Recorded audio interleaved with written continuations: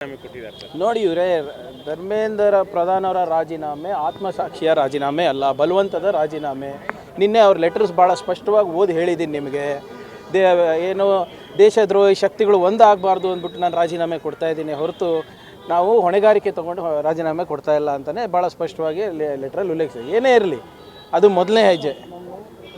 ತಮ್ಮ ಮುಖಾಂತರ ನಾನು ಮನವಿ ಮಾಡ್ತಾಯಿದ್ದೀನಿ ಪ್ರಧಾನಮಂತ್ರಿ ಅವರಿಗೆ, ದಯವಿಟ್ಟು ಪಾರ್ಲಿಮೆಂಟಿಗೆ ಬನ್ನಿ, ಹೆದರಬೇಡಿ.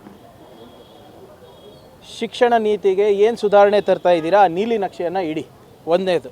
ಎರಡನೇದು, ಡೆಲ್ಲಿನಲ್ಲಿ ಆದಂಥ ಏನು ಟಿಯರ್ ಗ್ಯಾಸ್ ಶೆಲ್ಲಿಂಗ್ ಇರ್ಬೋದು, ಪೆಲೆಟ್ ಫೈರಿಂಗ್ ಇರ್ಬೋದು, ಮಕ್ಕಳ ಮೇಲೆ ಲಾಠಿ ಚಾರ್ಜ್ ಮಾಡಿದ್ದಿರ್ಬೋದು, ಅದು ಯಾರು ಆರ್ಡರ್ ಕೊಟ್ಟರು, ಯಾಕೆ ಕೊಟ್ರಿ, ಯಾಕೆ ನೀವು ವಾಟರ್ ಕ್ಯಾನನ್ಸ್ ಯೂಸ್ ಮಾಡಿಲ್ಲ, ನಿಮ್ಮ ಲಾಠಿ ಮೇಲೆ ಯಾಕೆ ಮಳೆಗಳಿತ್ತು, ಯಾಕೆ ಸಿವಿಲ್ ಡ್ರೆಸ್ನಲ್ಲಿ ಜನರು ಬಂದಿದ್ದರು, ಅವರು BJP ಕಾರ್ಯಕರ್ತರ, RSS ಕಾರ್ಯಕರ್ತರ, ಅದೆಲ್ಲ ಸ್ಪಷ್ಟಗೊಳಿಸ್ಬೇಕಲ್ಲ.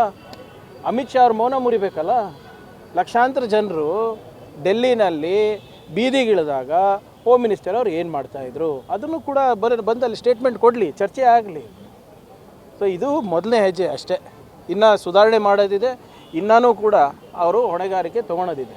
ಒಂದು ಕಡೆ ವಿದ್ಯಾರ್ಥಿಗಳನ್ನು ದಾರಿ ತಪ್ಪಿಸ್ತಾ ಇದ್ರು, ಅದಕ್ಕೋಸ್ಕರ ನಾನು ರಾಜೀನಾಮೆ ಕೊಟ್ಟಿದ್ದೀನಿ. ವಿಪಕ್ಷಗಳಿಗೆ ನಾನು ಎಲ್ಲಿದ್ದಾರೆ ಅದೇ ಹೇಳ್ತಾ ಇರೋದಲ್ಲ, ಎಲ್ಲಿ ಅವ್ರ ಪತ್ರದಲ್ಲಿ ಎಲ್ಲಿ ಬರೆದಿದ್ದಾರೆ, ವಿದ್ಯಾರ್ಥಿಗಳಿಗೆ ನಾನು ರಾಜೀನಾಮೆ ಕೊಡ್ತಾ ಇದ್ದೀನಿ, ಅವ್ರ ಭವಿಷ್ಯ ಸುಧಾರಣೆ ಕೊಡ್ತಾ ಇದ್ದೀನಿ, ಹೊಣೆಗಾರಿಕೆ ತೊಗೊಂಡು ನಾನು ಕೊಡ್ತಾ ಇದ್ದೀನಿ ಅಂತ ಎಲ್ಲಿ ಬರೆದಿದ್ದಾರೆ? ನೀವು ಹೇಳ್ದಂಗೆ ದೇಶ ದ್ರೋಹಿಗಳೆಲ್ಲ ಒಂದಾಗ್ತಾ ಇದ್ದಾರೆ, ಅದಕ್ಕೆ ನಾನು ರಾಜೀನಾಮೆ ಏನು ಅದೇನು ಭಾಳ ದೊಡ್ಡ ಉಪಕಾರ ಮಾಡ್ದಂಗೆ. ನಾಚಿಕೆ ಇರಲಾರ್ದೆ 10 ವರ್ಷದಲ್ಲಿ 152 ಪೇಪರ್ ಲೀಕ್ ಮಾಡಿ ಕೋಟ್ಯಾಂತರ ಮಕ್ಕಳ ಜೀವನವನ್ನು ಹಾಳು ಮಾಡಿಬಿಟ್ಟು ಇನ್ನೂ ಕೂಡ ಆ ಅಹಂಕಾರದ ಮಾತಾಡ್ತಾ ಇದ್ದಾರಲ್ಲ, ಅದು ಸರಿಯಲ್ಲ. ಮೊನ್ನೆ ತಾನೇ ಪಾಪ ಮಕ್ಕಳು ಎಲ್ಲರೂ ಸೇರಿ ಇವ್ರ ಅಹಂಕಾರವನ್ನು ಒಂದು ಹಂತಕ್ಕೆ ಮುರಿದಿದ್ದಾರೆ.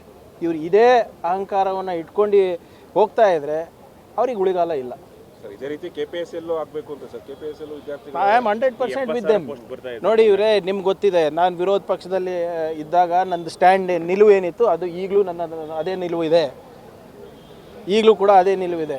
ಯಾರ ಮಕ್ಕಳ ಭವಿಷ್ಯದ ಚೆಲ್ಲಾಟ ಆಡೋಂಗಿಲ್ಲ. ನಾನು ಹೇಳಿದ್ದೀನಲ್ಲ, ಎಲ್ಲರೂ ಸೇರಿ, ವಿಪಕ್ಷದವ್ರು ಇರ್ಬೋದು, ಆಡಳಿತ ಪಕ್ಷದವ್ರು ಇರ್ಬೋದು, ಸೇರಿ ಒಂದು ರೆಸಲ್ಯೂಷನ್ ಮಾಡೋಣ, ಹೊಸ ಕಾನೂನು ತರೋಣ, ಕೇಂದ್ರದಲ್ಲಿರ್ಬೋದು, ರಾಜ್ಯದಲ್ಲಿರ್ಬೋದು, ತಂದುಬಿಟ್ಟು ಒಂದು ಪಾರದರ್ಶಕವಾದಂಥ ರೆಕ್ರೂಟ್ಮೆಂಟ್ ಪ್ರೊಸೆಸನ್ನು ನಾವು ಮಾಡೋಣ. ಯಾರು ಬೇಡ ಅಂದಿದ್ದಾರೆ? KPSCದು ಇಷ್ಟೆಲ್ಲ ಮಾತಾಡ್ತಾ ಇದ್ದಾರಲ್ಲ BJPಯವರು, ಯಾರು ನಾಮಿನಿ ಅವರು?